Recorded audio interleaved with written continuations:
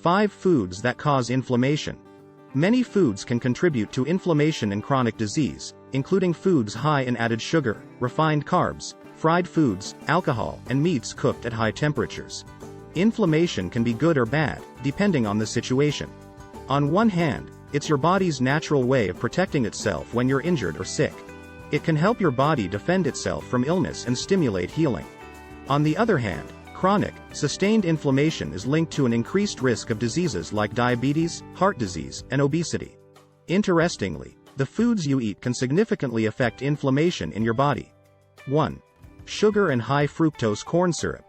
Table sugar, sucrose, and high fructose corn syrup, HFCS, are the two main types of added sugar in the Western diet.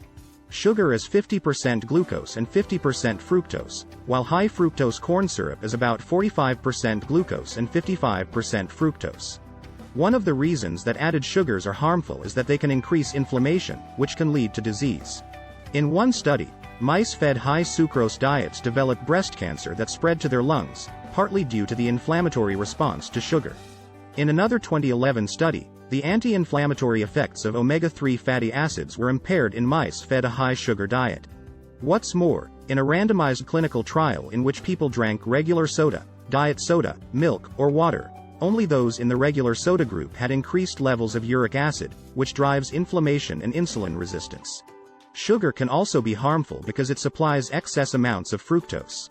While the small amounts of fructose in fruits and vegetables are fine, consuming large amounts from added sugars can negatively affect health. Eating a lot of fructose has been linked to obesity, insulin resistance, diabetes, fatty liver disease, cancer, and chronic kidney disease. Also, researchers have noted that fructose causes inflammation within the endothelial cells that line your blood vessels, which is a risk factor for heart disease. High fructose intake has likewise been shown to increase several inflammatory markers in mice and humans. Foods high in added sugar include candy, chocolate, soft drinks, cakes, cookies, donuts, sweet pastries, and certain cereals. 2. Fried foods.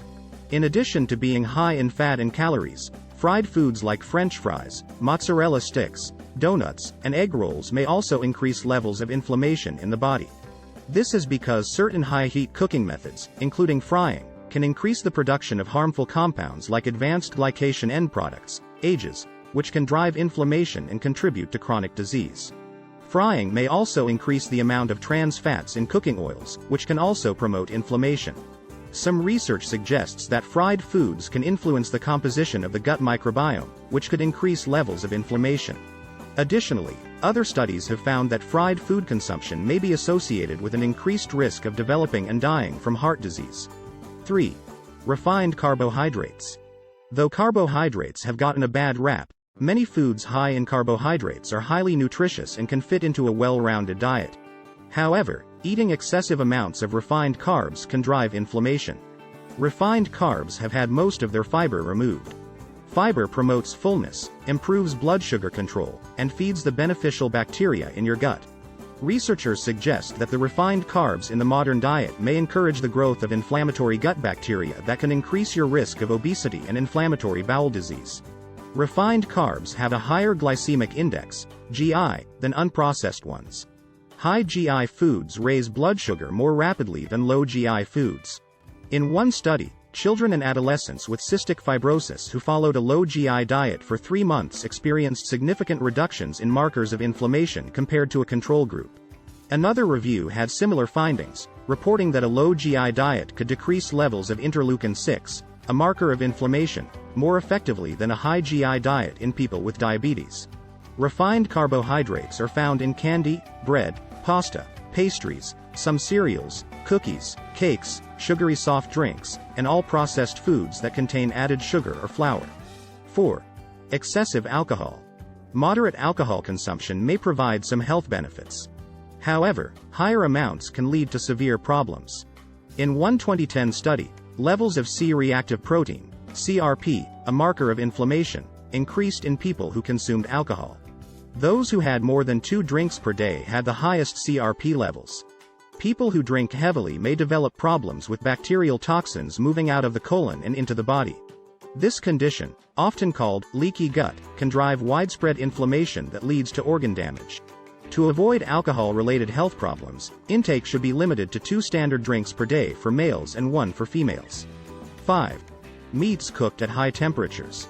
Consuming meats cooked at high temperatures, including processed meats like bacon, sausage, ham, and smoked meat, is associated with an increased risk of heart disease, diabetes, and certain types of cancer. Other high-heat cooking methods include grilling, barbecuing, roasting, frying, toasting, and searing. Cooking meats at high temperatures leads to the formation of inflammatory compounds known as ages. In addition to promoting inflammation, ages are also thought to contribute to chronic conditions such as heart disease, cancer, metabolic syndrome, and type 2 diabetes. Interestingly, marinating meats in acidic solutions, such as lemon juice or vinegar, before grilling or roasting can reduce the amount of ages by half. Another way to minimize the formation of ages is to cook meats for shorter periods of time and opt for moist heat cooking methods, including boiling, steaming, poaching, or stewing. The bottom line: inflammation can occur in response to many triggers, some of which are hard to prevent, including pollution, injury, or sickness. However, you have much more control over factors like your diet. To stay as healthy as possible, keep inflammation down by minimizing your consumption of foods that trigger it and eating anti-inflammatory foods. Even low levels of inflammation on a chronic basis can lead to disease. Do your best to keep inflammation in check by choosing a wide variety of delicious, antioxidant-rich foods. Peppers, dark chocolate, fish, and extra virgin olive oil are just a few foods that can help you lower inflammation and reduce your risk of illness. Inflammatory foods. In addition to filling your diet with nutritious anti-inflammatory ingredients, it's important to limit your consumption of foods that can promote inflammation. For example, ultra-processed foods like fast food, frozen meals, and processed meats have been associated with higher blood levels of inflammatory markers like CRP. Meanwhile, fried foods and partially hydrogenated oils contain trans fats, a type of unsaturated fatty acid that research has linked to increased levels of inflammation. Other foods like sugar-sweetened beverages and refined carbs have also been shown to promote inflammation. Keep in mind that it's perfectly healthy to eat these occasionally. Just try to ensure that you follow a well-balanced diet that's based on whole foods, including lots of fruits and vegetables.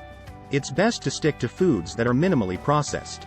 Like, comment, share and subscribe to my channel.